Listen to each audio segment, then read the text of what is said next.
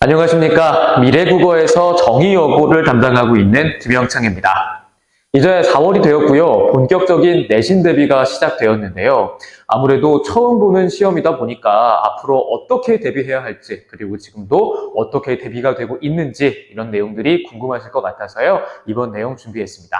네, 정의여고 1학년 국어교과 가이드, 여태까지 시험이 어떻게 나왔는지, 그리고 이번에는 어떻게 나올 예정인지, 그래서 어떤 식으로 대비해야 하는지 이렇게 세 가지를 중심으로 정의여고 내신 한번 파헤쳐 보도록 하겠습니다.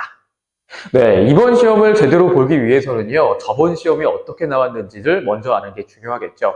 네, 여기 보이시는 이 그래프는요, 작년 정의여고 시험이 어떤 식으로 나왔는지 문제의 분포를 분석해 놓은 것입니다. 잘 보시면 교과서 내문학, 교과서 외문학이 거의 한 60% 정도를 차지하고 있고요. 네, 문법과 국어사 부분이 한 4분의 1 정도를 차지하고 있는 걸 보실 수가 있는데요.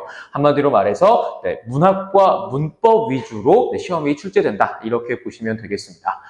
그런데 교과서 내 문학 작품과 교과서 외 문학 작품이 함께 출제되고 있는 것을 보실 수가 있을 거예요. 이 말인 즉 무슨 뜻이냐 하면 이전에 중학교 때 그랬던 것처럼 교과서에 나오는 몇 개의 작품들을 심층적으로 분석하는 대비와 더불어 처음 보는 작품들을 빠르고 정확하게, 깊게는 아니더라도 빠르고 정확하게 보는 수능형의 대비가 어떻게 보면 동시에 필요할 수도 있다는 그러한 말씀이 되겠습니다. 네, 그리고 정의여고의 두 번째 특징은요. 서사평이 매우 어렵게 나오는 학교라는 것이죠. 서사평이 어렵게 나온다라는 말씀이 서사평에서 완전히 모르는 걸 물어본다라는 식으로 이해하시기보다는 이 서사평을 아주 깐깐하게 채점한다 이렇게 생각하시는 편이 더 좋을 것 같습니다. 어떻게 하냐면요. 부분 점수를 인정하지 않는 경우가 상당히 많아요. 보통은 여러 문장을 쓰면 그중에 이제 필요한 말들이 들어가게 되면 부분 점수를 인정해주는 경우가 많은데 작년 기말고사 때 점수가 너무 낮았을 때 그때를 제외하고는 조금이라도 틀리면 그냥 점수를 아예 없애버리는 이런 식으로 채점하는 경우가 많았습니다. 그러니까 정말 최고득점을 노리기 위해서는 서다평을 쓰는 글을 쓰는 연습이 아주 집중적으로 자주 이루어져야 한다는 것을 의미하겠습니다. 네, 외부 지문 출제에 대해서는 아까 말씀드렸는데요. 네, 아까도 이렇게 문학 작품이 출제의 대부분을 차지하다 보니까 교과서 내에 있는 문학 작품들을 다 출제한 경우에는 외부 지문을 더 출제하는 그런 모습을 보이기도 하고 있습니다. 네. 그래서 이번 시험은 어떤 식으로 출제가 되는지에 대해서 지금부터 한번 알아보도록 하겠습니다. 교과서는 신사고 고등국어 상하 이렇게 좀 적어놨는데요. 보통은 1학기 교과서의 진도를 나가고 2학기에는 2학기 교과서를 나가고 이런 식으로 진행이 되게 되는데요. 네, 정의여고는 걸쳐서 나갑니다. 네, A에서는 상을 나가고 B에서는 하를 나가고 이런 방식으로 해가지고요. 교과서를 두 권을 동시에 나가는 그런 모습을 보여주고 있습니다. 그리고 지필고사가 60% 그리고 수행평가가 40%가 들어가는 전형적인 분포를 보이고 있고요. 작년 기출 1학기 중간고사 기준으로 총 29문제, 그중에서 5문제가 주관식인 이런 분포를 보이고 있습니다. 아까도 말씀드렸다시피 최고 득점을 위해서는 바로 이 주관식 5문제를 잡아야 하는 것이죠.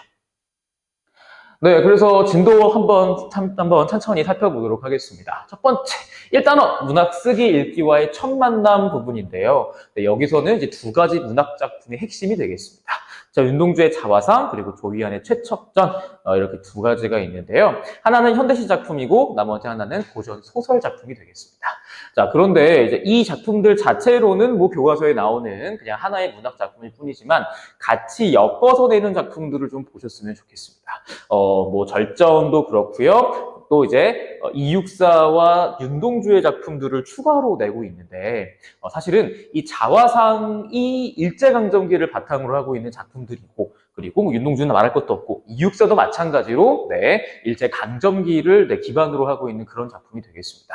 한마디로 말해서 추가 작품들 설정된 것을 보고 나면 비슷한 주제로 묶일 수 있는 다양한 작품들을 출제하고 있고 그 말은 또 어떤 뜻으로 볼 수도 있냐면 이러한 작품들에 대해서 빠른 해석을 물어보겠다.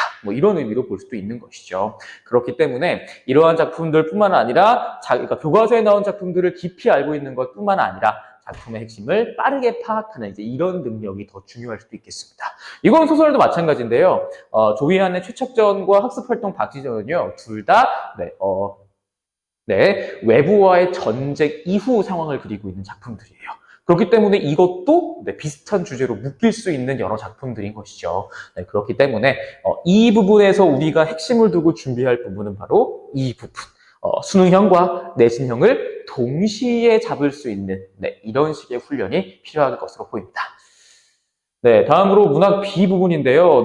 범위가 조금 많아가지고 글씨가 좀 작습니다. 잘 보시면, 나의 문학, 나의 꿈, 그리고, 우리 문학의 전통과 가치, 이렇게 두 부분이 있겠습니다. 그런데 이 중에서 제가 말씀드리고 싶은 부분은 바로 7단원 부분이에요. 우리의 노래, 제명래가 벌명상.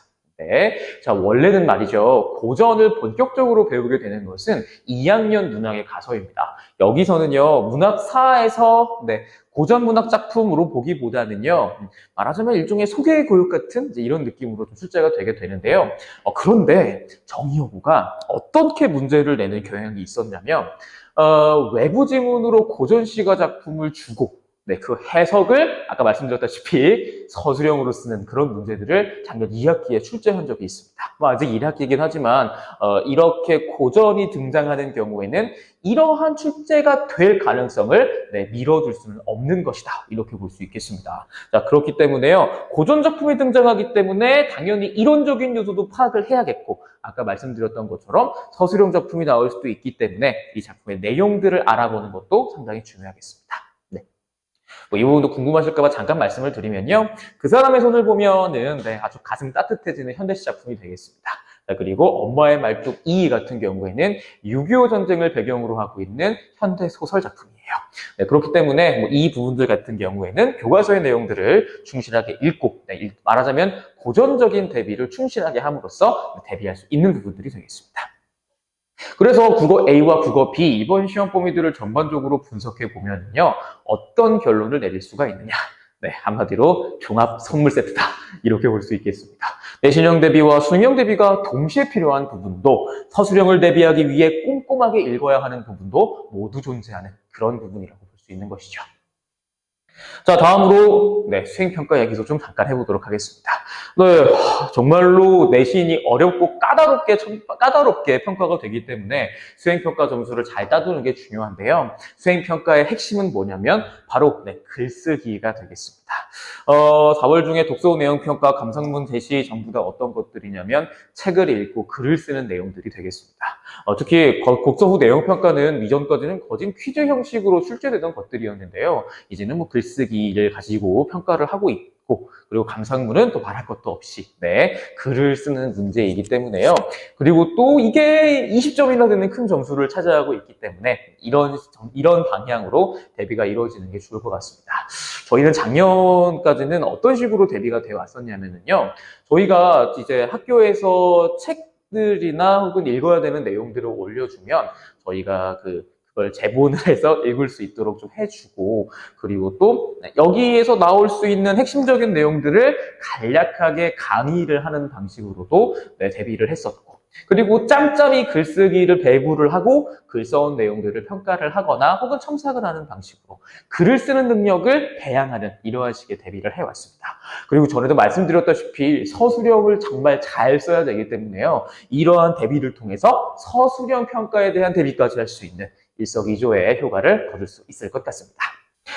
그래서 저희 미래국어에서는 이렇게 복잡한 시험 어떤 식으로 대비할지 총 3가지로 나눠서 말씀을 드리도록 하겠습니다. 가장 먼저 학교 수업에 충실한 보완 강의가 있겠습니다.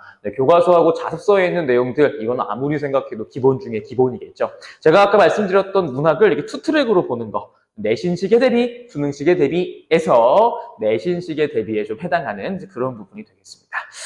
그래서요, 학교 필기 프린트까지 폭넓게 망라를 해서 내용들을 더 잘 이해할 수 있도록 돕는 그런 과정이 되겠습니다.